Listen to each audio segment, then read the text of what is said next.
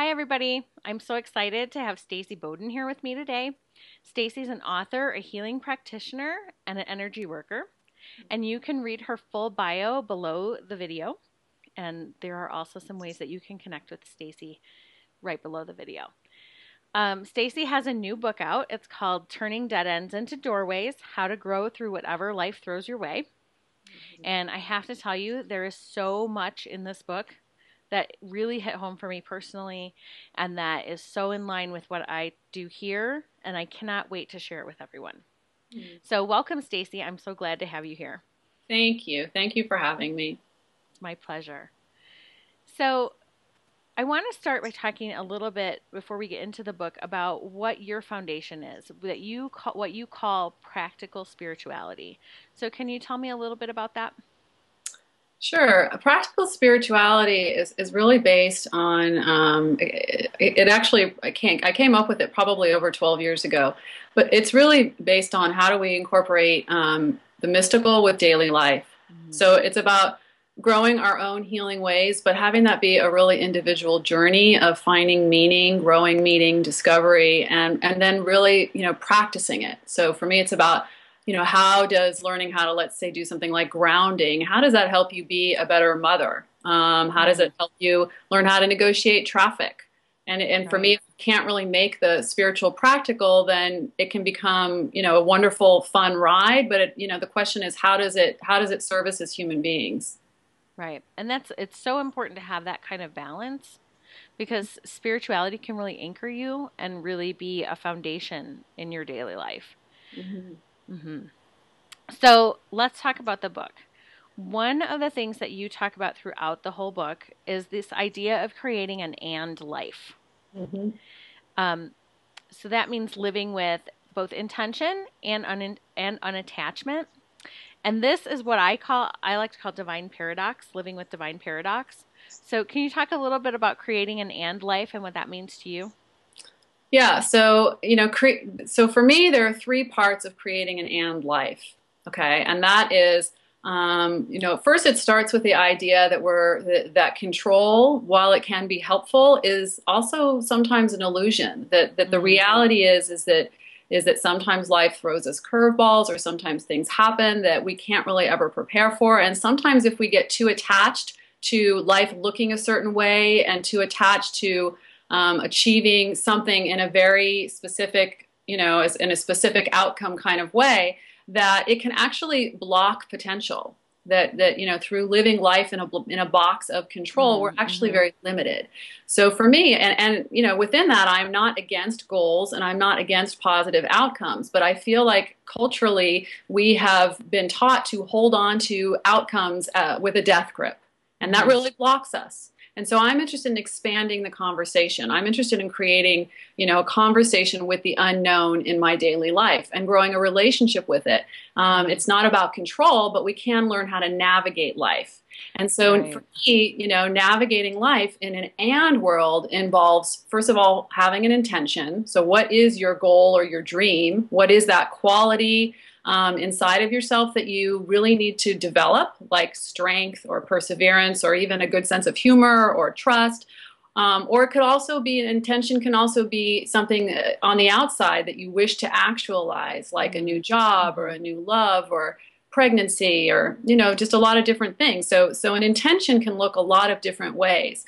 And that's certainly the first part of and living. And the second part of and living is how do we hold that intention? So, you have a goal, you have an intention, you have a dream, and you want to hold it. But instead of holding it with that death grip of control, if we can learn how to relax and hold it a little more loosely, then that's what creates room for the mystery, the unknown, spirituality, your psyche, whatever word you want to use, to come and expand that conversation. And so the second part of and living is recognizing that we just don't know. We really just don't know. And the third part of and living is staying in the present moment. So, because if we aren't paying attention in the present moment of our lives with awareness, then we're going to miss all of the potential signs, the ways in which our psyche, or the ways in which the universe or synchronicity, again, whatever is sacred to you and whatever brings meaning in your life, we're going to miss how to receive that wisdom. So three things are: A, holding an intention; B, staying in the present moment, and recognizing that third part of we just don't know what's going to happen. Right. But not necessarily being with that with fear or with constriction or even with too much excitement. It's about really balance. So for me, and living is a practice. It's a way of life. It's something that that needs to happen as you're moving through the world. Right. I found it to be a really helpful tool to navigate transformation, to navigate change, and really to just grow relationship in lots of different ways with ourselves and with what's happening, in our daily lives. Mm-hmm. Yeah, exactly. It's like, it's important to have intention, but there's a lot of different ways that you can get there. You can decide that you're going to drive to LA, and there's a million roads that you can take to get there. So that's where the unknown and the letting go kind of comes in for me, is that I know where I want to go, but life may take me on a different route than my intended route. I'm still going in the same direction as long as I stay grounded, as long as I hold my intention. But I also have to give myself over to the unknown and just let it happen sometimes. Right, because sometimes a journey from A to C isn't a straight line. Rarely. Right, rarely is it a straight line. Absolutely. And so sometimes sometimes B is up here, B is not, B is over here, and it may look like a distraction, but actually we may be gathering something really, really important that helps us get to C.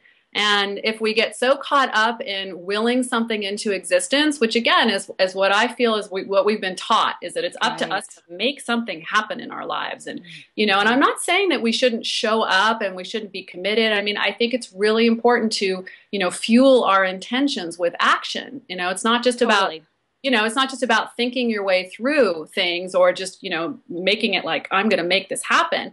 But it's about being, saying, I am committed to this. I'm going to take action, to do this in my life. And I'm also going to stay fluid with what's happening so that I can respond to it.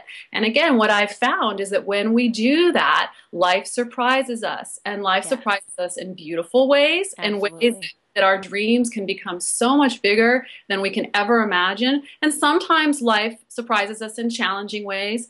But, someone once told me, Darlene Hunter of the Center for Sacred Studies, told me that, when you put an intention out in the world, it's going to get tested at least 7 to 50 times. Oh my goodness, yes. Yeah, and that's part of that paradox, that divine paradox that you talk about, because, it's like an intention needs some challenge. It needs to be tested so that it can grow and stretch. Because if we can't learn how to grow and stretch our own capacity, then we won't be able to receive the beautiful outcome or receive the abundance. When that new thing comes, if we haven't learned how to grow and stretch to hold it, it's not gonna flourish, because we have to grow ourselves to be able to do that. We have to make the space.